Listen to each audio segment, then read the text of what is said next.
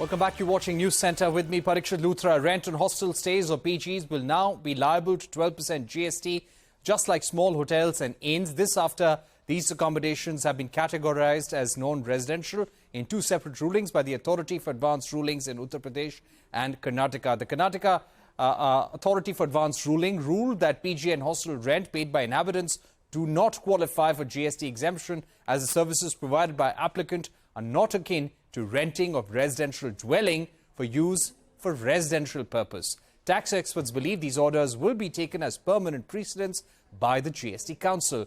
So what impact could this really have? Will this be applicable pan-India? Joining me now to discuss this and more is Najib Shah, former chairman of the Central Board of Indirect Taxes. Mr. Shah, first of all, will this be limited to the jurisdiction of the Karnataka ruling, or will this be applicable pan-India? Advanced ruling, as it is contemplated in the GST Act, is applicable only to the applicant and to the jurisdictional tax authorities, meaning thereby, even for the state of Karnataka, theoretically it is not applicable, simply because an applicant has come to the advanced ruling authority, sought an opinion and got an opinion, and it's applicable only to him. But Mr. Shah, do you feel that some sort of clarification would be needed from the CBIC, or it could cause confusion in different states? Again, typically what happens, other states will take the cue from this ruling. And Uttar Pradesh and Karnataka have already given this ruling. I'm sure in both these states, the parties concerned will file an appeal. There's an appellate process available, which is again within the confined to the states of these two jurisdictions. And ideally, it would be nice if the CBIC steps in. If you look at the order of Karnataka, which is a fairly well-reasoned order, it talks of such a position in law being available during the service tax regime. This is one of those things which has got lost in transition.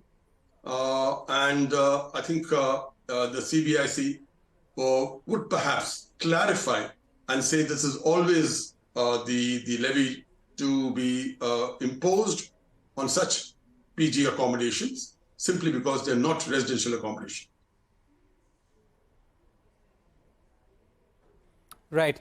Like you're pointing out that currently it is applicable to the parties who were subject to these particular rulings by the Authority for Advanced Rulings. Now that you have these rulings by two such tribunals, what happens to other similar cases? Could other authorities for advanced rulings take precedent, issue similar cases? What kind of precedent value do they have? A huge precedent value.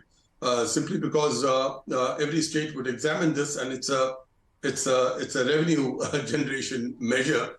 The more than the advanced ruling authorities, the state and the central GST authorities will look at this ruling very closely and step in perhaps to say that, look, if it's a PG accommodation, it is not deemed to be residential, hence the higher rate of GST will be leviable. What could happen next? Do you feel that the GST Council could take this up in probably its next meeting, once the agenda is decided for the next GST Council, whenever it is decided? Do you think it's important enough to be brought into the GST Council agenda? The next GST Council meeting is scheduled to be on 2nd. So I think it's far too short a time for a formal agenda to be presented to the Council as such. I believe the CBIC will step in to clarify and suggest that this is always imposable, unless, of course, the industry has as powerful a lobby as the online gaming gentlemen had when. So if they do have a powerful lobby, it could go to the GST Council for consideration, failing which I think the CBIC's clarification should suffice. Right. Just for the benefit of our viewers, if this needs pan-India application, what would have to happen? One of the two. Either the GST Council deliberates on it and recommends to the government that the levy for PG accommodation has to be 12%, in which case a formal notification is issued by the authorities, which is the center, followed suit by all the state authorities. But if you look at the facts of this case, it is whether an exemption notification was available or not. Here was an applicant who felt he had the benefit of the exemption notification, which the Advanced Ruling Authority has said no, since you're not residential, hence you have to pay a higher rate. So going by this logic, there is no need of any recommendation. It should be a clarification, if at all, to be given either through the GST Council or by the CBIC. But for the moment, it will be applicable only in the case of these two applicants in these cases, UP and Bangalore. Would that be right, Mr. Shah? Absolutely. And I repeat, not just to the applicants, but also only to the jurisdiction. Multiple jurisdictional tax authorities spread across the state. But if this PG applicant is from Bangalore, it will be restricted only to the Judicial Tax Authority of Bangalore. So that's how the advanced ruling law is framed in the GST Act. Right. And which would be the appropriate court for challenging these orders by the authorities of advanced rulings? Every state has an appellate authority, which has representatives from the state and the center, which will dwell on this appeal. And in the event of this appeal going again against the applicant, the recourse is to High Court of the respective states. Right. And finally, sir, do you think there is precedent in the tax regime to have this 12% GST on services availed by students in a hostel, in a paying guest? As I mentioned, the service tax regime contemplated such a levy. It did not treat a PG accommodation as a residential accommodation.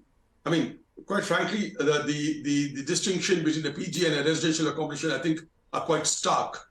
And as mentioned in the order, there are no, it's a common toilet facilities. There are multiple people staying in one room. There are no kitchens, and all other services are provided by the PG authorities. So I think that it is not a residence is quite clear, but as I mentioned, it was lost in transition. All right, we've run out of time, but Mr. Shah, thank you so much for joining us with all those clarifications, explaining us the impact of these rulings by the Karnataka and Uttar Pradesh AARs. Let's see what happens with the government, whether the CBIC issues a clarification in the days to come or not. With that, it's a wrap on this edition of News Center. More news and updates continue right here.